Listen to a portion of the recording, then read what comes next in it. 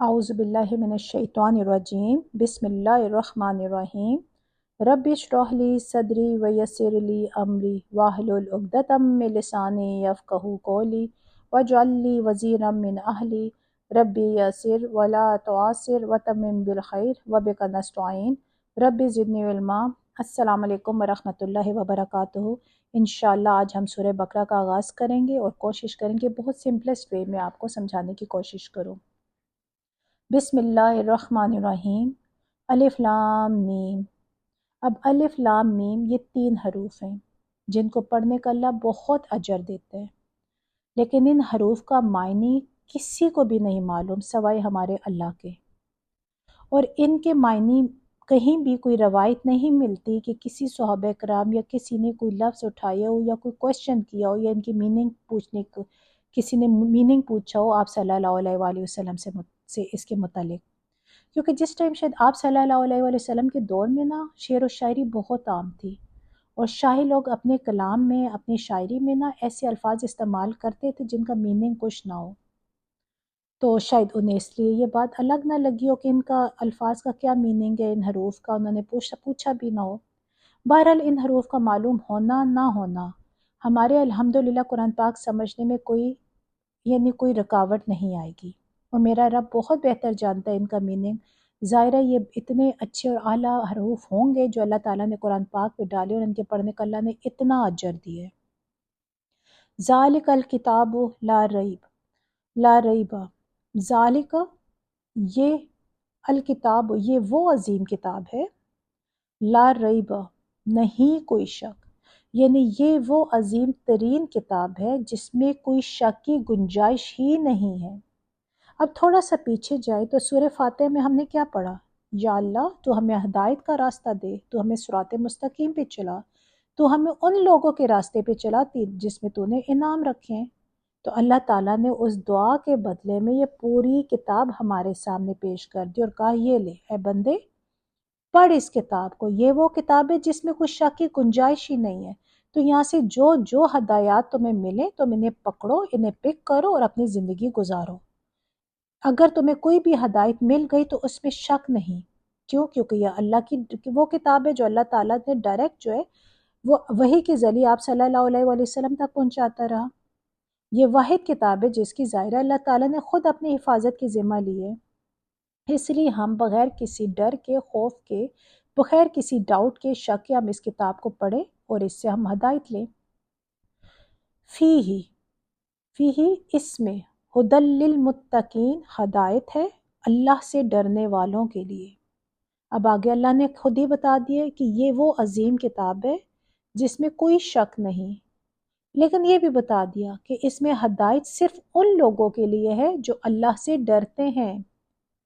جنہیں ہدایت چاہیے، سچے معنوں پہ چاہیے نا، وہی اس کتاب سے پڑھ کے کچھ سیکھ سکتے ہیں،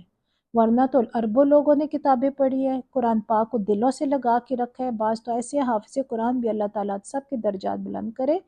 لیکن بہت سے لوگ ایسے جنہوں نے ہدایت نہیں لی، پڑھ تو لیا، حفظ بھی کر لیا، لیکن ہدایات کو انہوں نے سمجھا ہی نہیں اور زندگی کو ہدایت کے مطابق نہیں چلا رہے، اور الحمدللہ ہزاروں اربوں لوگ ایسے بھی ہیں جو انہیں کتابوں کو دلوں سے لگا کے ان کی ہدایت کے راستے پر چل کے دین بھی اپنا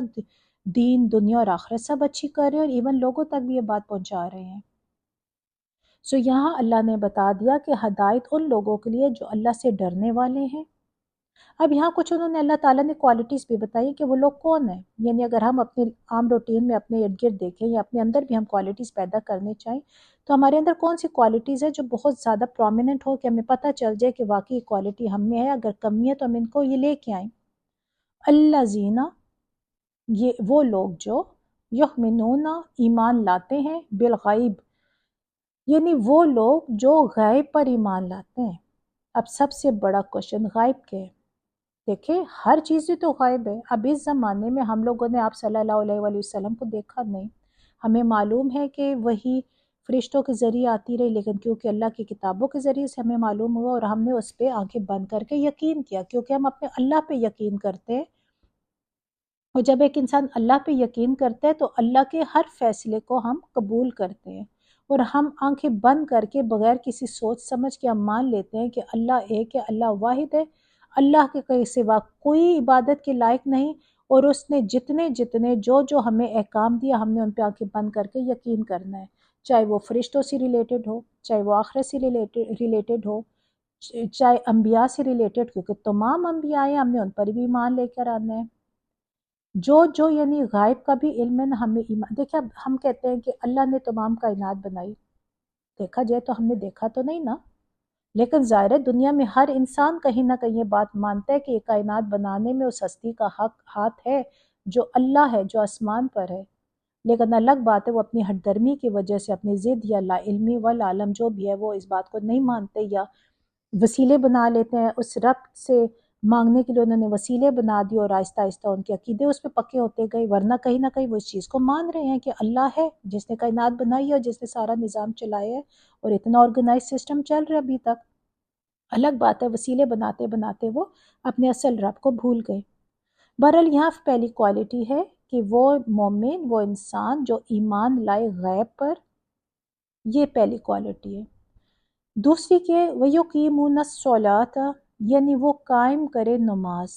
یعنی وہ انسان جو اللہ پر ایمان تو لائے گا، ظاہر ہے غیب پر بھی ایمان لائے گا،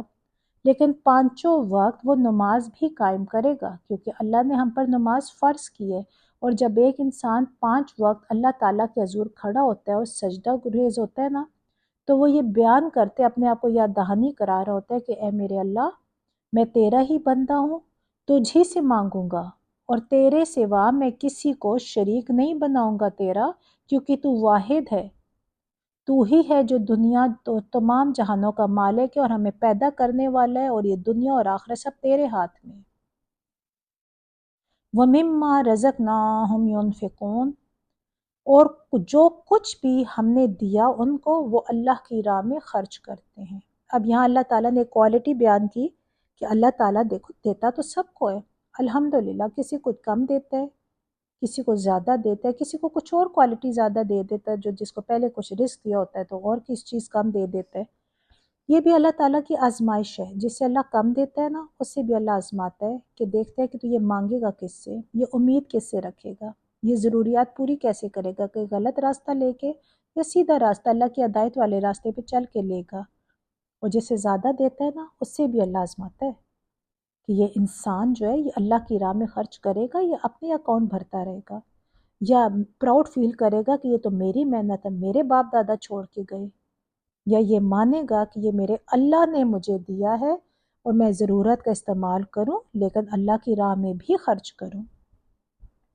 یہ انسان کے لیے ایک بہت بڑی آزمائش ہے، اگر انسان اس کی ڈیپتھ میں جائے نا تو انسان کے پاس جو اللہ تعالیٰ نے دیا ہوا تو اس سے بھی ڈرے۔ وَالَّذِينَ يُؤْمِنُونَ بِمَا أُنزِلَ إِلَيْكَ وَمَا أُنزِلَ مِن قَبْلِكَ، وَالَّذِينَ، اور وہ لوگ جو یؤمنون ایمان لاتے ہیں، بما اس پر جو انزلہ نازل کیا گیا، الیکا آپ کی طرف، کس کی طرف؟ آپ صلی اللہ علیہ وآلہ وسلم کی طرف۔ اور کیا نازل کیا کیا گیا؟ ظاہر قرآن پاک نازل کیا گیا آپ صلی اللہ علیہ وآلہ وسلم پر۔ وما انزلہ، اور جو نازل کیا گیا، من قبلک، آپ سے پہلے، یعنی یہاں یہ بتایا گیا کہ جو لوگ ایمان لاتے ہیں آپ صلی اللہ علیہ وآلہ وسلم پر اور ان پر جو قرآن پاک نازل کیا گیا، وہ مانتے ہیں کہ یہ کتاب قرآن پاک آپ صلی اللہ علیہ وآلہ وسلم پر اللہ کی طرف سے نازل کی گئی ہے،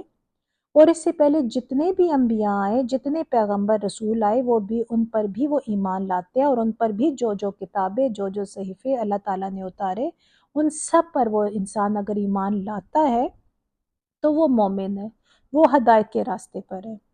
وَبِالْآخِرَةِ، اور آخرت پر بھی، ہم یوقنون، وہی لوگ یقین رکھتے ہیں۔ ذرا جو لوگ ایمان لاتے ہیں نا نبی اکرم صلی اللہ علیہ وآلہ وسلم پر، اللہ کی آخری کتاب پر، پہلے جتنے بھی انبیاء آئے ہیں ان پر اترنے والی کتابوں پر، تو یہ وہ لوگ آخرت پر بھی ایمان رکھتے ہیں، وہ یقین رکھتے ہیں کہ جب ہم اللہ تعالیٰ نے ہمیں زندگی دی ہے تو مرنے کے بعد ہماری ایک اور زندگی شروع ہو جانی ہے جو ابدی ہے، اور آخرت پر بھی یقین رکھتے ہیں کہ ہم نے یہاں پہ زندگی میں جو کچھ بھی اچھا برا کیا ہمیں ایک دن جواب دینے اللہ کے سامنے، کیونکہ جب وہ یہ ڈر آخرت کا رکھیں گے نا تب ہی وہ گناہ سے بچیں گے۔ اگر انہیں آخرت کا ڈر ہی نہ، آخرت پہ یقین نہ کرے تو وہ تو کہیں گے اب آ گئی دنیا میں، پیدا ہو گئے، زندگی گزارو، عیاشی کرو تو مر جاؤ، بات ختم۔ لیکن جو انسان آخرت پر ایمان رکھتا ہے وہی دنیا میں ڈر کے زندگی گزارتا ہے کہ کہیں کوئی ایسی حرکت جانے انجانے میں نہ ہو جائے جو میرے اللہ کو پسند نہیں اور جس سے اللہ نے منع کیا گیا ہے، جس سے اللہ تعالیٰ نے ہمیں سختی سے منع کیا ہے۔ اولئک علی ھدی، یہ لوگ ہدایت پر ہیں، من ربہم، اپنے رب کی طرف سے، وَأُولَئِکَ هُمُ الْمُفْلِحُونَ، اور یہی لوگ فلاح پانے والے ہیں۔ اب اللہ تعالیٰ نے نا اوپر پورا ہمارے سامنے ایک فریم بتا دیا کہ جو لوگ ایمان لائے کس پر؟ غیب پر، جنہوں نے نماز ادا کی، 5 وقت کی نماز پڑھتے ہیں، جو آپ صلی اللہ علیہ وسلم پر ایمان لاتے ہیں، ان پر اتری ہوئی کتاب پر ایمان لاتے ہیں، جو آخرت پر ایمان لاتے ہیں، تمام پہلے گزرے ہوئے جتنے بھی انبیاء ہیں ان پر جو کتابیں نازل ہیں ان سب پر ایمان لاتے ہیں۔ پھر اللہ نے بتایا کہ یہ کون لوگ ہیں، یہ جو اس فریم پہ پوری اترتے ہیں نا، یہی وہ لوگ ہیں جو ہدایت پر ہیں۔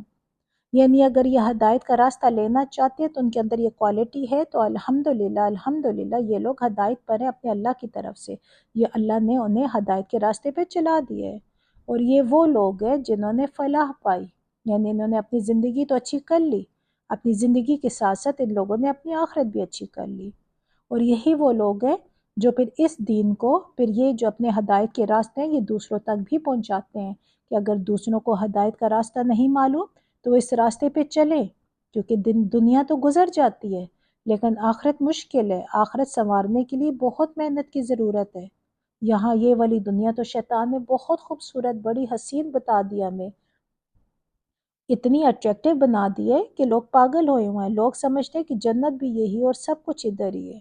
لیکن یہ کچھ بھی نہیں ہے، یہ تو ایک سراسر دھوکہ ہے۔ اور اس دھوکے سے بچنے کے لیے اللہ کی اس کتاب سے ہمیں ہدایت لینی چاہیے، تاکہ ہدایت لے کر ہم اپنا دنیا اور اپنی آخرت اچھی کر سکیں۔ السلام علیکم ورحمۃ اللہ وبرکاتہ۔